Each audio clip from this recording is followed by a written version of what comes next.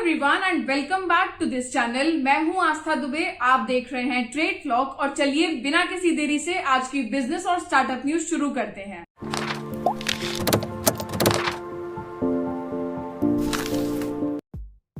ऐसी खबरें उड़ी कि आईटी डिपार्टमेंट को पता चला है कि हीरो मोटरकप ने बोगस एक्सपेंसेस मतलब जो जेन्युइन एक्सपेंसेस ना हो, उनसे 1000 करोड़ रुपए कमाए। हालांकि हीरो मोटरकप ने इन एलिगेशंस को पूरी तरह डिनाई किया है। उन्होंने कहा ये सिर्फ फेक न्यूज है, ऐसा कुछ भी नहीं हुआ है। भारत के दूसरे सबसे अमीर आदमी गौतम अडानी ने इस साल अब तक यानी जनवरी से लेकर मार्च 2022 तक अपनी वेल्थ में $20 बिलियन और ऐड कर लिए हैं। ये हाईएस्ट है कि इंडिया में इतने दिनों में इतना किसी ने भी ऐड किया। आपको बता दें साल 2021 में भी जो हुरून की रिपोर्ट आई थी उससे पता चला था कि उस साल भी गौतम अडानी ने अपनी वेल्थ में सबसे ज्यादा पैसे ऐड किए थे। क्या आपको भी लग रहा है कि गौतम अडानी अब दूसरे नंबर से पहले नंबर पर बहुत ही जल्दी आने वाले हैं? हमें कमेंट सेक्शन में जरूर बताइए। पिछले लगभग 10 दिनों से ऐसा लगातार हो रहा है कि देश में पेट्रोल और डीजल की कीमत बढ़ती जा रही है। आज 9वें दिन 8वीं बार ऐसा हुआ है कि पेट्रोल और डीजल की लीटर लगभग 80 पैसे प्रति लीटर के हिसाब से बढ़ी है। अगर हम देश की राजधानी दिल्ली की बात करें, अब यहाँ पर पेट्रोल की कीमत 101 रुपए प्रति लीटर और डीजल की कीमत 92 रुपीज पर लीटर पर पहुंच गई है। आप हमें कमेंट सेक्शन में जरूर बताइए कि क्या जिनकी जवाबदेही इस मुद्दे पर बनती है वो अपना जो उनकी रिस्पॉन्सिबिलिटीज हैं वो सही से निभा पा रहे हैं। सरकार को ऐसा क्या करना चाहिए कि आम आदमी के पेट पर लात न पड़े जब वो पेट्रोल या डीजल अपनी गाड़ी में बढ़वाने जाए? हमें कमेंट सेक्शन में अपनी राय जरूर दीजिए।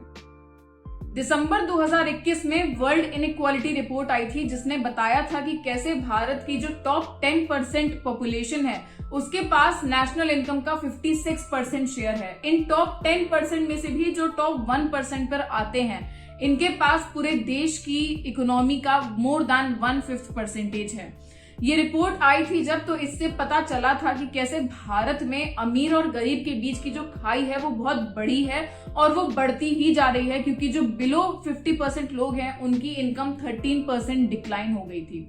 हालांकि इससे हमें ये भी पता चला था कि इस रिपोर्ट में ये स्टेटेड था कि India is a very poor and unequal nation. इस पर जो फाइनेंस मिनिस्टर है निर्मला सीतारमण, उन्होंने कल अपना बयान दिया और कह रही हैं वो कि ये रिपोर्ट ही फ्लॉड है क्योंकि इनकी मेथोडोलॉजी क्वेश्चनेबल है जैसे ये रिपोर्ट बनाते हैं।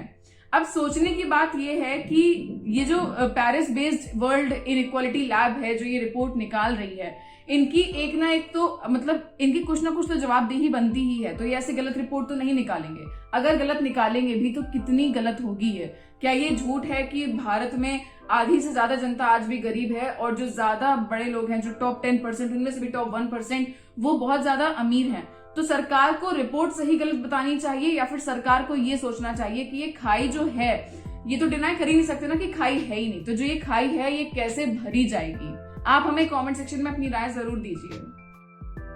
रशिया यूक्रेन का जो मामला चल रहा है उसमें बाकी देश भी अब भाग ले रहे हैं। ऐसे भाग नहीं ले रहे कि वहां जाके लड़ रहे हो, लेकिन रशिया पर ज्यादातर देशों ने इकोनॉमिक सैंक्शंस इंपोज किए हैं।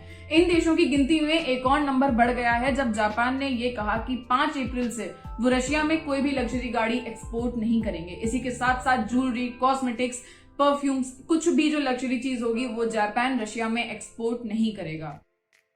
भारत ने रशियन सनफ्लावर ऑयल जो होता है वो 45,000 टन खरीदा है और इतनी बड़ी बात नहीं होती है खरीदना। ये बड़ी बात इसलिए है कि आज तक की सबसे ज्यादा वैल्यू पर खरीदा। क्यों ऐसा करना पड़ा? क्योंकि यूक्रेन से वॉर की वजह से जो सप्लाई है वो रुक गई है, तो फिर मतलब एक वो रीति की कमी ना हो जाए, उस वजह से जो डीलर्स हैं उन्होंने 1 टन की कीमत $2,150 दी है।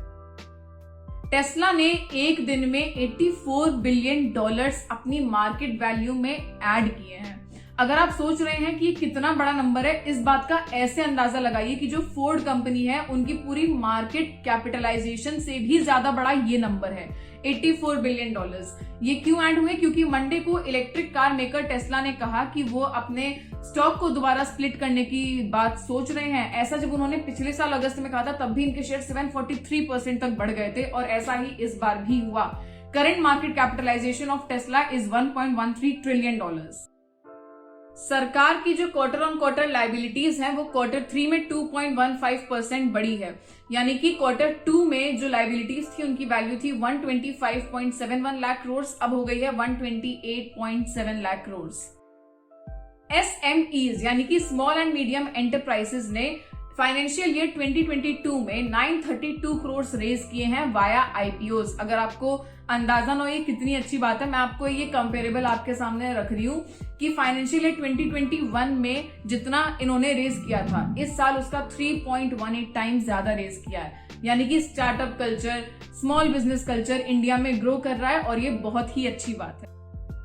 आज तक की सबसे बड़ी क्रिप्टो चोरी सामने आ गई है, जिसमें पता चला है कि हैकर्स ने $600 मिलियन का चूना लगा दिया इन्वेस्टर्स को। लगभग 1,70,000 ईथर चोरी हुए हैं और बाकी USD टोकन्स। ये जो चोरी है इसका पता भी 6 दिन बाद चला है। अब God knows how this will recover. BJP leader Sushil Modi का कहना है कि जो क्रिप्टो करेंसीज का ट्रांजैक्शन है वो प्रॉपर गैम्बलिंग है और इसीलिए सरकार को इस पर टैक्स 30% से भी बढ़ा देना चाहिए। आप हमें कमेंट सेक्शन में जरूर बताइए कि आप चाहते हैं कि क्रिप्टो करेंसी पर टैक्स, जो ट्रांजैक्शन पर टैक्स है वो और बढ़े, या आप चाहते हैं कम हो जाए। हमें कमेंट सेक्शन में अपनी राय जरूर दीजिए। अगर आपको वीवर्क की कहानी नहीं पता तो आई विल हाईली रिकमेंड कि मैंने एक प्रॉपर केस स्टडी बनाई थी वीवर्क पे, जिसका लिंक मैं डिस्क्रिप्शन में डाल दूंगी, आपको यहां भी दिख जाएगा video. Just go and watch it once, it's such an interesting story. मतलब एकदम ही मजेदार मसालेदार कहानी है, एकदम प्रॉपर। अब मैं अचानक से वीवर्क की बात क्यों कर रही हूँ, क्योंकि वीवर्क ने अपने CEO को अपना चेयरमैन घोषित कर दिया है, जिनका नाम है संदीप मटरानी। संदीप मटरानी ने 2 साल पहले वीवर्क ज्वाइन किया था to replace Adam Neumann as the CEO। अब एडम न्यूमैन को एज द CEO भी क्यों रिप्लेस करना पड़ा था, ये जब आप वो केस स्टडी देखेंगे आपको प्रॉपर क्लियर हो जाएगा। तो बस दोस्तों, आज के लिए इतना ही। हम मिलेंगे आपसे अपनी अगली वीडियोस में। तब तक make sure you like, comment and share this video and subscribe to our channel Trade flock.